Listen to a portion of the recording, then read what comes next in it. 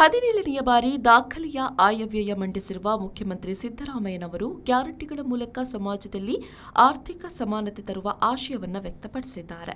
ಮುಖ್ಯಮಂತ್ರಿ ಸಿದ್ದರಾಮಯ್ಯನವರ 17ನೆಯ ಬಜೆಟ್ 4.48 ಲಕ್ಷ ಕೋಟಿ ರೂಪಾಯಿ ಆಗಿದೆ.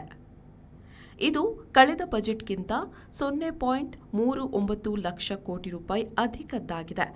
11G ಆರ್ಥಿಕತೆಗೆ ಒತ್ತು ನೀಡಲಾಗಿದೆ. ಗ್ಯಾರಂಟಿ ಎಕಾನಮಿಯಿಂದ ಸಮಾನತೆಯ ಕಲ್ಯಾಣ, ಜನಸ್ನೇಹಿ ಗುಡ್ ಗವರ್ನೆನ್ಸ್ ಆಡಳಿತ, ಎಲ್ಲರಿಗೂ ಕಲಿಕೆಯ ಗುಡ್ ಪಬ್ಲಿಕ್ ಎಜುಕೇಷನ್, ಸಮಗ್ರ ಆರೋಗ್ಯದ ಗುಡ್ ಹೆಲ್ತ್, ಕೃಷಿ ಗ್ರಾಮೀಣಾಭಿವೃದ್ಧಿಗಾಗಿ ಗ್ರಾಸ್ ರೂಟ್ ಎಕಾನಮಿ, ಕಾರ್ಮಿಕ ಕಲ್ಯಾಣಕ್ಕೆ ಗಿಗ್, ಪ್ರಾದೇಶಿಕ ಅಸಮಾನತೆ ತೊಡೆಯಲು ಜಿಯೋಲಾಜಿಕಲ್ ಈಕ್ವಾಲಿಟಿ, ವ್ಯಾಪಾರ ಕೈಗಾರಿಕಾಭಿವೃದ್ಧಿಗೆ ಗ್ಲೋಬಲ್ ಟ್ರೇಡ್ ಎಕಾನಮಿ, ಪ್ರವಾಸೋದ್ಯಮ ಆರ್ಥಿಕತೆಗೆ ಗ್ಲೋಬ್ ಟ್ರೋಡಿಂಗ್, ಪರಿಸರ ವೃದ್ಧಿ ಚಟುವಟಿಕೆಗೆ ಗ್ರೀನ್ ಎಕಾನಮಿ, ನಗರ ಸುಸ್ಥಿರ ಹಣಕಾಸಿಗೆ ಗ್ರೋವಿಂಗ್ ಅರ್ಬನ್ ಎಕಾನಮಿ ಇವೇ ಆ 11G ಕಾರ್ಯಕ್ರಮಗಳು. 32,000 ಹುದ್ದೆ ನೇಮಕಾತಿ, ಮಕ್ಕಳಿಗೆ ಜಾಲತಾಣ ನಿಷೇಧ, ಸಹಜವಾಗಿ ಮದ್ಯ ದುಬಾರಿ ಇತ್ಯಾದಿ ಆಯವ್ಯಯದಲ್ಲಿದೆ.